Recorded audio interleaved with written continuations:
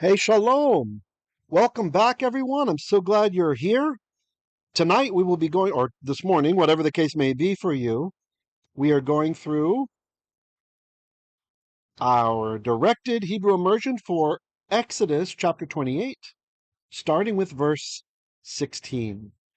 And I would just like to say first declare and speak a blessing for everyone hearing my voice. May it be the will that you will have your mind opened to understanding the Holy Tongue, that you will take great strides this year of moving forward, that you will be amazed continuously at what you are able to understand and remember. And may it be His will that you will be able to bless others surprisingly with Hebrew scriptures on your lips at the right time.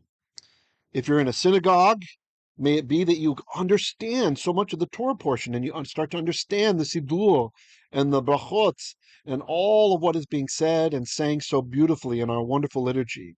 And if you are in a church, may it be His will that you will have brought to mind when they're reading certain verses, the Hebrew underlying it, and that these connections will stick and you will be a blessing and not a curse to all who meet you. לכל הדברים האלה אנחנו נברכך בזכות ישוע HaMashiach. Okay, so here we are. Let's see if my laser pointer is working. Okay, it's not, but I know the trick. Hold on.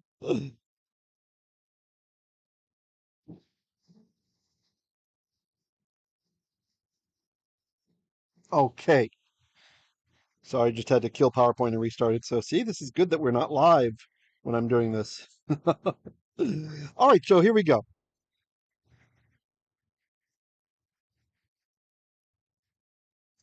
רבוע yihyeh kaful zeret arkho zeret rachbo.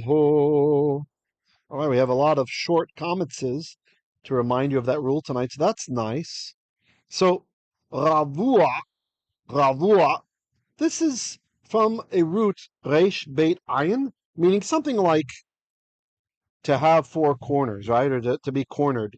And it's formed from the passive participle. You might notice the here at the end. This is a furtive patach. Whenever you have a guttural as the last letter, and we put it expects a kind of an sound there, it comes before the guttural. So that's why some publishers, they make it nice like this. You can see it's a little bit to the right. It's called a furtive patach. So ravua, actually it's ravua. You hear the before the the before the ayin. Another example would be if we had the word like was sent, shaluach, right? From the root shalach. Let me just write that for you.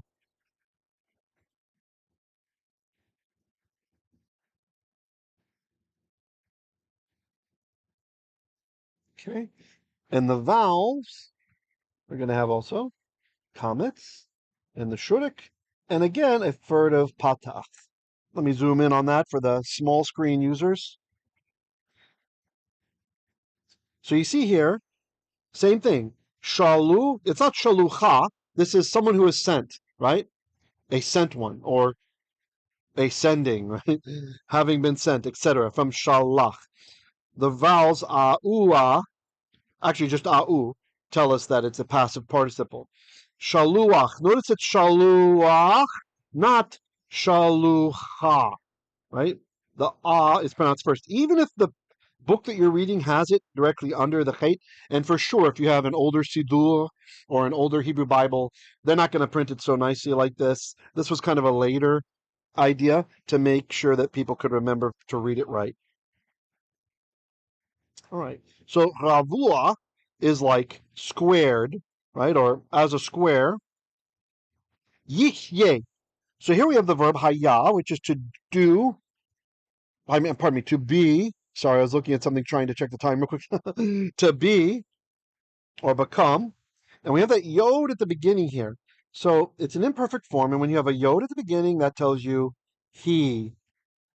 And if it's an inanimate object, we just have to say it, right? So yihyeh is he will be. Ravua, yihyeh. Squared, he will be, or it shall be. Kaful. Notice the vowels, u. We have another passive participle, like meaning it's a way to basically say how the thing's supposed to be without listing the thing again, right? So here we had u. Here we had u. And again, u. Notice there's no patach under the lamed. There's no. It's not kafula or kafu'al. That only happens because the guttural, the ayin, or here I give an example with a chet, right? That attracts kind of the patach, the furtive patach at the end. So kaful, we don't need it because lamed is not a guttural. Quick reminder: the gutturals are aleph, ayin, hey, and chet.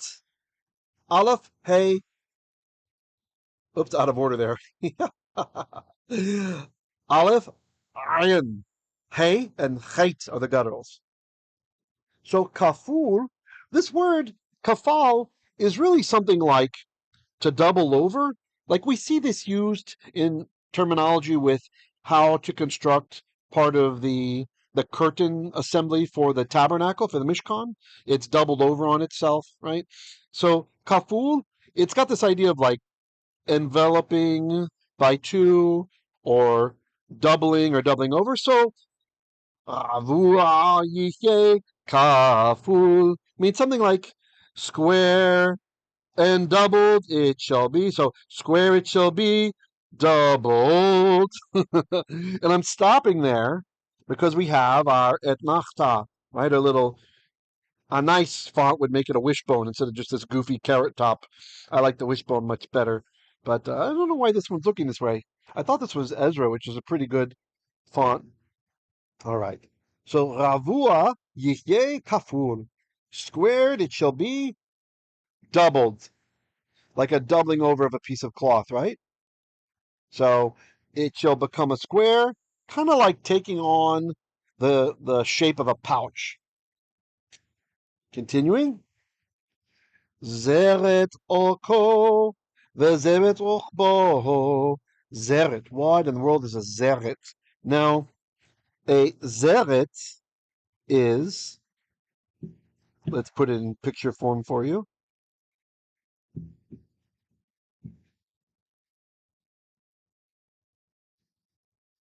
Oops, that's too high. Okay. It'll come down here.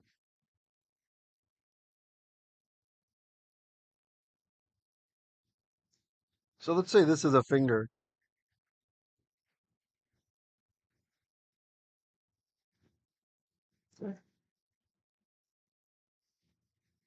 Okay.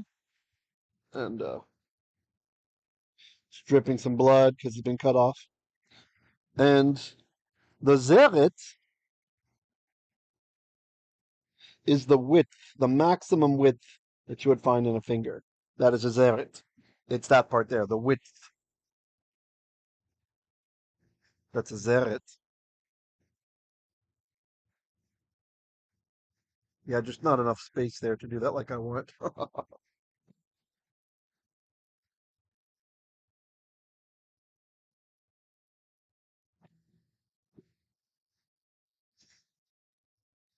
Looks terrible zoomed in.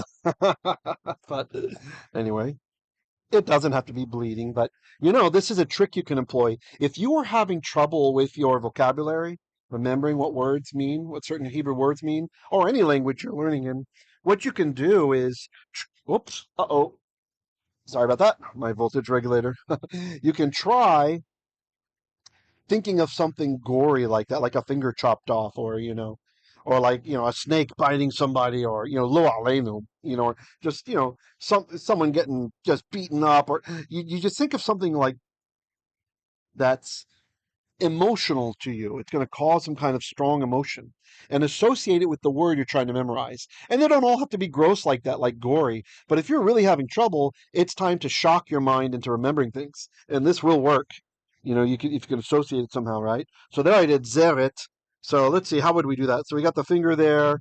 Again, it's zoomed in, so it's not going to look so great, but you got the finger with the blood coming off. So how would you do it? It could be like my pronouns are there, right? Someone say my pronoun is there. right? I think that is actually one of the New York approved pronouns for people's gender, zer, right? And so you could be like, but I need to measure quick. Quick, the door is falling off. I need to measure the width of the door. And I could say, can he help? And they could say, there's no he's here. Someone answers in the coffee shop, there's no he's, but there's a zer. And you're like, where is the zer at? Where is zer at? And they say, he's there. And then you go to grab zer, but his finger breaks off and there's blood going all over the place, but you have to fix the door. So zer et, use his bloody finger. I got the width of the door. I got it. And then you can take him to the hospital and put that finger on ice for Mr. or Mrs. or zer. Zer at the door. Okay, so that was not that great, but I just thought of it off the fly. You will get better at doing this as well. If you start doing these kinds of associations, don't just stare at a list of 10 or 20 words expecting to remember them. Again, if you have that kind of memory, no problem. But if you have trouble with the memory, take 3 to 5 minutes to think of a goofy scenario like I just did. And then the trigger will be when you're reading the Bible and you come across zer, it makes you think of that guy's pronoun or gal's pronoun, zer, at the door, and you use their bloody finger to so it'll bring that to mind, right? If you have a strong enough emotional trigger, because the brain is really good at remembering emotions. That's why if any of you have memories from before you're 3, like when you're 1 or or 2, it's probably because someone got hurt, right? Or there's something traumatic happening. And so the brain says, oh, you know what? There's some strong emotions here. This is important. I need to remember this. Okay? Hold on just a sec.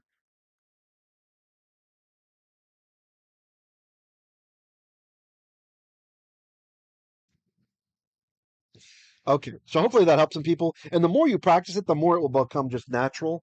And even the ones, don't worry, it's not going to affect your Bible study. You're not going to be seeing like some dude who's a zer for his pronoun at the door with blood off his finger all the time. But what'll happen is your brain will release the the the training wheel, so to speak, and you'll just start to remember that it means the span of a finger, right? The width of a finger. Okay, so let's continue.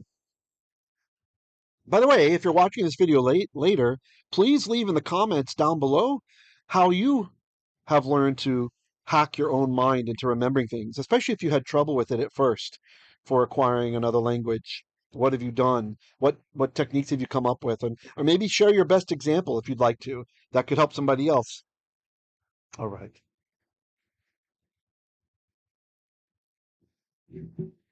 Zeret or Arkho makes me think of that little floating wizard-looking thing on He-Man. I don't know if you guys ever remember Orko. I think his name was Orko, right? You couldn't see his face. He had like a wizard hat, floated around, kind of a goofy, weird alien thing. Anyway, Arkho! You might be asking, what was the height of Orko? Or if he laid down, how long was he? What was his length? Well, that's what Arkho means. It means his length. Arkho! It's from the verb arach, and then we have, I hope you guys aren't hearing the fan too much. I apologize if it is. So the O is his. Go back. What happened? Wrong way. There we go. His. And arach is to be long, right? We say that God is orech apayim. He's long nostrils, right? Meaning that he doesn't get angry easily. The nostrils don't flare so easily. Or in some cases, off can even just mean nose, like the long-nosed one. So orcho is its length. The zeret and finger width. Rachbo. Rachbo. And a zeret is the width of rachbo. So again, we have O. That's also his. Or its. And rachav, the resh, chet, bait that we have here, is to be wide. Makes sense. We got the parallelism. We got arach is to be long and rachav is to be wide. And in fact, like David HaMelech, he talks about in the Psalms, he asked God to hirchav tani, like make wide for me, right? It's the opposite of being in a soul, in a tight spot. You can maybe think of, oh brother, we're out there. Damn, we're in a tight spot. So a tight spot is not where you want to be. Confined is not where you want to be. That's trouble. The word from tsagar, to be constrained, is where we get the idea of a problem, right? And the opposite is to be in a wide spot. So rachavta, you have, or hirchavta, you have, pardon me, hirchivta, you have made wide my strides. It says in one of the psalms, right? Pa'amai. Or there's one of the psalms talks about the merkav, it's God's broad domain, like one of these places that He puts souls in His broad domain. Okay, so that's good. That's verse 16. Let's get to verse 17. I did not bring something down to drink, but oh wait, did I? Let's see. No.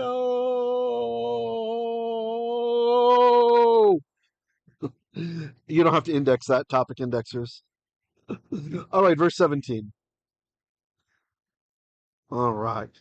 Umileita voho milu'at aven arba'ah turim aven tu odem pidaha uvareket hatur haachad.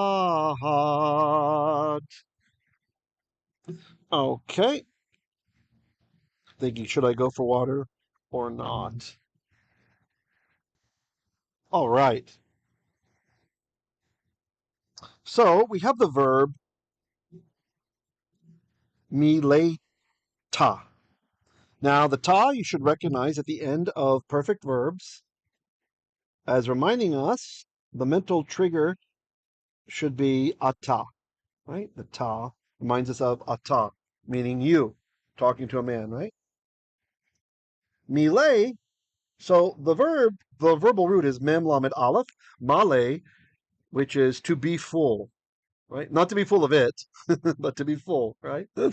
So, for example, a cup could be full of water, or in the Siddur, we say that God is malei chesed ve'emet. He is full of perpetual kindness. That's a hendiadys, but literally, he is full of loving kindness and truth. That just happens to go together to mean perpetual kindness, perpetual grace, right?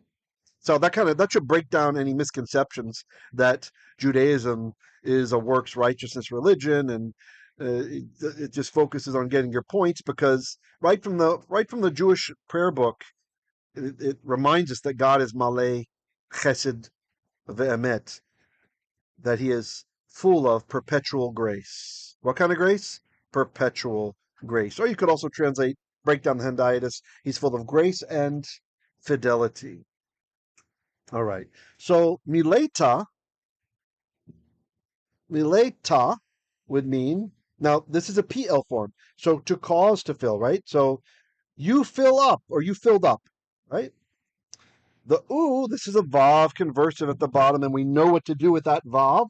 When we have the vav conversive, that will change the aspect, right? So it's no longer you filled up, but now it's and you shall fill up, right?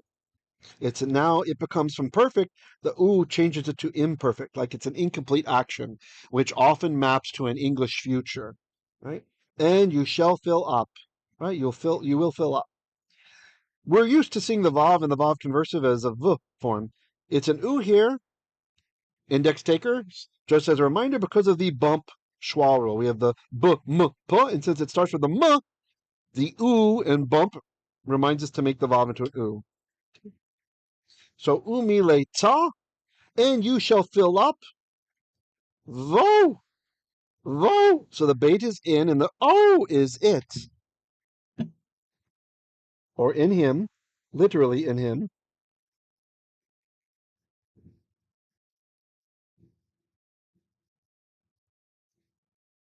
I'm just going to write him to be hyperliteral. You'll have to understand that it's it. Okay? And the bait is an inseparable preposition.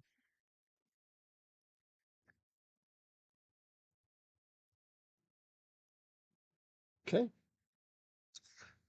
Now, since we're about to talk about gemstones and stuff, so even though you could literally say this is you shall fill up in it, the idea with gem work is like setting it, right? Like put it in a setting, like not a frame. What's it called? Where sometimes with jewelry, actually often with jewelry, when you put a precious stone in a ring or a pendant or any kind of, or even, a diadem, a ketel, like a crown, anything like this, the jeweler will make a little like metal boundary to hold the gem in place. So it doesn't just, you don't want to just glue it right. You want some kind of metal holding it. That's what this means, right? It says you will fill it up, right? But the idea is you will set it. I think set it. So yeah, you're going to make one of those things around it to hold it in place. Okay. Umileita, vo, and you shall set in it milu'at, aven, arba'ah, turim, aven. Okay. So we have a construct form here. So let me write the word for you in the normal form. Okay. Just want to change my position here. Hold on. Hopefully the audio will still be okay. I think that fan's getting too loud. All right. I think violet will be visible. So a milu'at,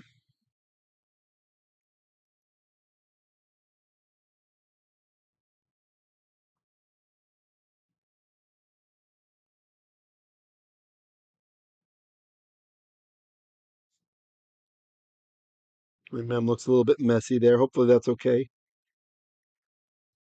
Milu'at, you see it's from the same root, right? We have that mem, lamed, aleph, right? Just like we had in the verb mem, lamed, aleph. And of course, this is derived from that verb. And this means a setting, right? Like a gem setting or a setting with some kind of precious stones in it. It's a setting.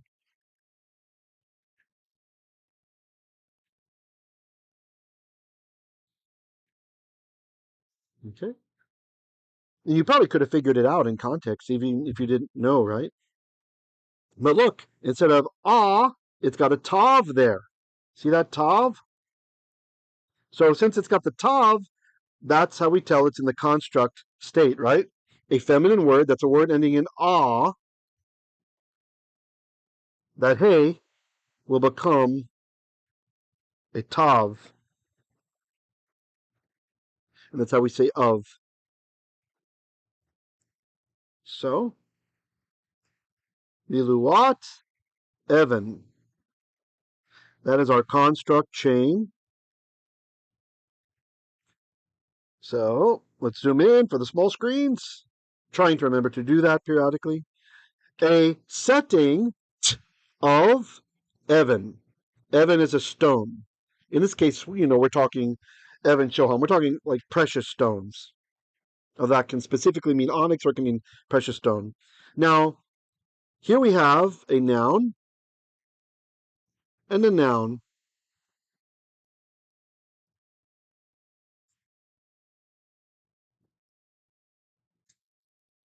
And then after this, we have an adjective. Arba'ah, arba'ah, which means four. Four. Now, the adjective is feminine.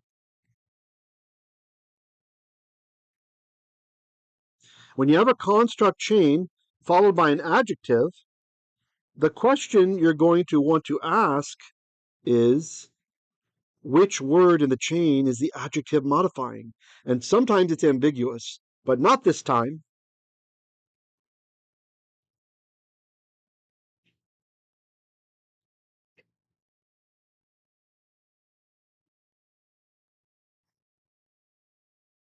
milu'at, aven, a setting of stone. Setting is feminine. So something funny. Even though aven looks masculine, I just realized it's it's feminine also. It's a feminine word. So actually, it's what we call common. Sometimes it will act as masculine, sometimes as feminine. So we do have a case of ambiguity. The adjective could refer to the milu'at, the row, pardon me, not the setting, or it could refer to aven, the stone. Right? Probably it's the compound idea here. So we have a setting with a stone, arba'ah, four of them. Four of them. Continuing on, turim. Turim, a tool, tet, shurik, reish, like a tool of duty, is a row. So turim, rows, aven, a stone. Okay, so there's going to be arba'ah, four rows, four. Then we have turim, rows, aven, a stone. And again, aven became aven because of the wishbone there. Just a sec, I got to deal with something. All right, issue dealt with, I think. And now we're going to have kinds of stones listed. Odin, not Odin. Odin, but that might be a good way to remember this, right? You could remember this particular stone by thinking of the Nordic god Odin, maybe. So Odin, the root, it's like Adama, like ground, right? Or like Edom, right? He was called Edom because he was a redhead, right? Another interesting refutation about if you care about skin color of our ancestors, you got Esau, who's a redhead. Okay, so there's certain types of groups of certain skin colors where that happens that you end up with a redhead as a brother, right? So anyway, so he's a redhead, and he's King David also was a redhead, and so anyway, so you get this, and they say that they called his descendants Edom, right? So you see, we got the same root here describing redness, right? So Odem is a ruby, right? Or there are some disagreements in this, right? In rabbinical Hebrew, Odem just means redness in general, right? So it could also mean like a dark reddish cornelian, right? So it's either a ruby or a dark reddish cornelian. It's some kind of red precious stone, Odem. So even if you didn't know the stone, like we're not exactly sure if it's ruby or not, but I think probably ruby, you would still understand it's something to do with reddish, right? Because of the root. Okay. Continuing on. Pitda. It almost sounds like pizza. Pitda. Oh, so for example, you could think of Odin wearing rubies and stuff, right? You could be disgusted that you have to make the emotional connection. You could be disgusted that someone is bowing down and worshiping Odin. Maybe like if you have an ex-girlfriend or boyfriend, an ex-spouse, and you're not on good terms with them. Maybe they weren't like very good at obeying Adonai's commands. You could imagine they're worshiping Odin, and Odin is on top of a big Christmas tree. And you're like, oh, you want to vomit seeing them worship Odin. And to make matters worse, Odin is wearing a giant ruby on his head, or where his heart should be. Excuse me. Oh, excuse me. Hey, just an example. You can kind of say whatever you want. A way to remember a weird word, because you're not going to come across the word ruby that often. Okay. Now, pizza or pizza. This is probably topaz, and there are some other interpretations. I like to think of it as topaz because in Jewish Greek, it's guess what? Topazion. So topazion. Right? Or just change that z into a z, topazion. right? So again, it doesn't always work with cognates like this. You can't always guarantee that you're going to get what you want, right? And there are some difference in opinions. The Vulgate says topazios. So, I think we're in pretty good fitting that it's topaz. I remember one lexicon says chrysolite. So, all right. I'm not sure if chrysolite is that just a technical name for topaz or is that something different? There was a stage in my learning where I wanted to know every single gem perfectly or whatever, and it was kind of frustrating because you don't always find agreement among the scholars about what the stuff means, right?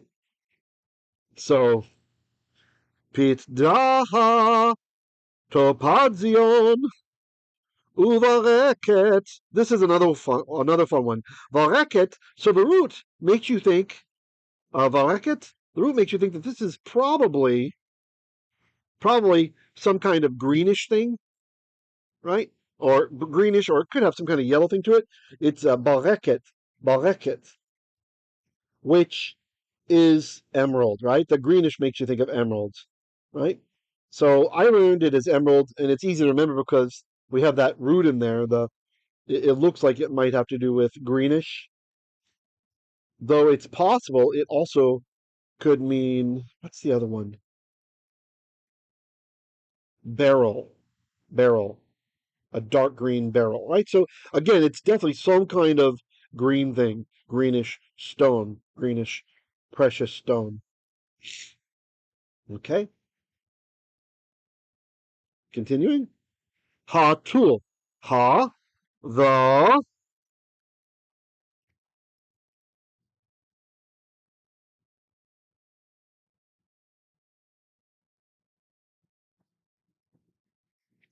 ha, ancient Hebrew hal, has assimilated by putting the lamed in the next letter, and it became a dagesh in there.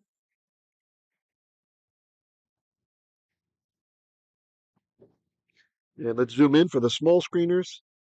By the way, this should be coming at you at 4K or UHD. If you're watching this in the Premiere and YouTube has not yet finished processing, if it looks like pixelated or something, or you're watching on a big screen, check back later. It sometimes takes them a long time to finish processing the UHD. Okay, but I try always to give you guys ultra high definition quality when we can. So hatur, tool, the row. Maybe you have like a tour of duty for Smurfs, right? They're looking for Arkho for its length. And on their tour of duty, they're walking along a row of gemstones. And each one, that's his tour. Or they're touring around, it's a tour. Right here we have the emerald class row. Here we have, okay, u and vareket. Again, that's u because of be, because of bump shwa, right? The bo is a bu. So we've changed u to u. Okay. Ha echad. So hatur, that is our noun, and then the adjective echad has to agree in gender. So it's masculine. Echad is masculine. Achat is the feminine for one, or a united, a union, etc. And you'll note here, over here, ha follows our normal rule. The patach plus the dagesh, okay? But over here, Aleph is a guttural and cannot take a dagesh. So patach is considered a short vowel. So what happened is he comes down and he lengthens it to be a long vowel comets, right? I like to think of it like if you think of it as animated or something, then you have, say, you have like, let's see what color. Let's see, you have like dagesh tried to go in here. Rejected, came down and lengthened right there, right?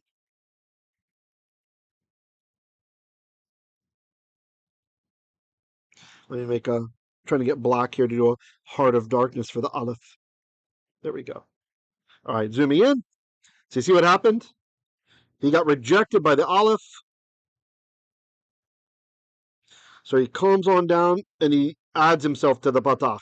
He's the vertical part of the patach. This is just a mnemonic. This is, but the whole point of grammar is just to help you to recognize patterns anyway in the language. So here we have our noun, and here we have our adjective. And an adjective agrees with a noun in number, and in gender.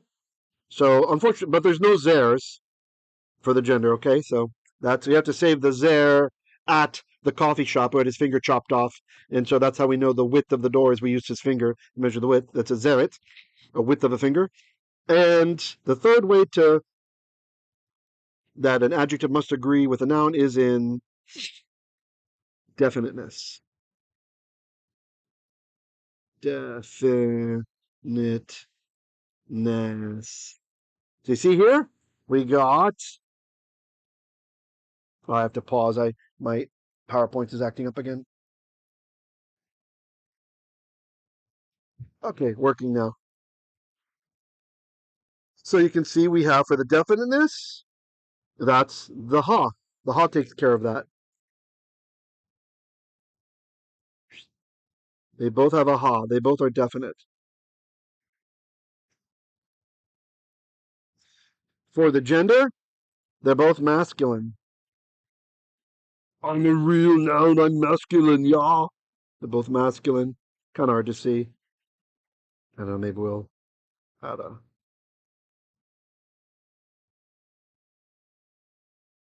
And then in number, they're both singular.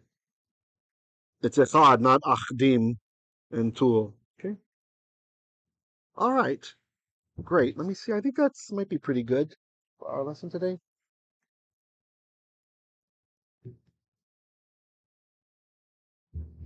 All right. Any comments or questions? I should be with you here live in the premiere. Or if you're watching this later, you can leave a comment on the bottom. Let me just zoom in on all of this for everybody. We'll read through one more time on a zoomed level, okay? For anybody who's struggling with a small screen. Ravua, yihyeh. Squared. He shall be, or it shall be. Kaful, doubled over. So it's like a pouch, right? Like a square pouch. Zeret. Oh, the broken off finger from zer. He's not he, he's not her, he's not they. His pronoun is zer. And he's at the coffee shop, right? Working at the coffee shop where there are a lot of people who are zers working. And especially if it's a Starbucks, there's a whole lot of zers there. And he's there at the coffee shop. But you need to measure the width of the door. So his finger broke off. Let's just use it. And we use it as like a ruler. The width of that finger, that is a zeret. Okay. So a finger width, arkho, is his orech, his length. In this case, the width of the door, but not really what the Bible's talking about. And zeret, a zer at the coffee shop, a finger width, rachbo, his width, his rochev. Verse 17. Umileita, and mileita, from a ta shall mile, you shall fill it, or him, or you shall set it in it. Milu'at, aven, contract chain. A setting. And milu'ah, remember milu'ah? I think I didn't erase it. Here it is. Milu'ah is a setting. And the hey became a tav because that's how you say of. A setting of aven, of a stone. How many? Arba'ah, 4. Turim, rows, aven, per stone. Tul, a row, odem, of ruby, or dark red cornelian. Pete da, topaz, and vareket, emerald, or dark green beryl. Hatur, the row, haechad, the one. Okay. All right. I hope you guys enjoyed our Torah directed Hebrew immersion. I will see you tomorrow for our. Oh, let me just make sure. Oh, I hope my notes weren't covered by the Hebrew literacy thing there. I think you saw most of it. Let me turn it off for any note takers just for a second here. I just noticed that. Let's see, where is that? Okay, I think this. There you go. They have a clean screen. You can see even my of for the tav there now. So if you want to take a screenshot, I hope you will join us tomorrow for our study in the prophets. We are in 1 Kings. And on Thursday, for our reading in the Ketuvim, the writings, we are going through the wisdom literature, Koheleth, the book of Koheleth, or Ecclesiastes in the goofy English. Please consider sponsoring what we do here. It's very often a struggle. It took quite some time before I even started asking people to help, because I thought, oh, the Holy Spirit will tell them. So it turns out there's a reason why a lot of ministries are always asking, because people need reminding. So please remember us. And if you're getting a lot out of it, maybe if you already give, maybe even consider upping your gift. If you're getting 20 hours of instruction a month or something, and think how much this would cost if you had a tutor doing this, or you're taking a class. I mean, people charge out the wazoo for biblical Hebrew instruction when you've got someone fluent in Torah Hebrew. So again, I'm not trying to make anybody feel bad. Just please consider us, right? We're over here in kind of a third world situation, trying to make this happen, trying to make this ministry grow. And if you can't give, no problem. You don't, but if you can, go to patreon.com/HebrewLiteracy. If you can't give, please pray for us at least.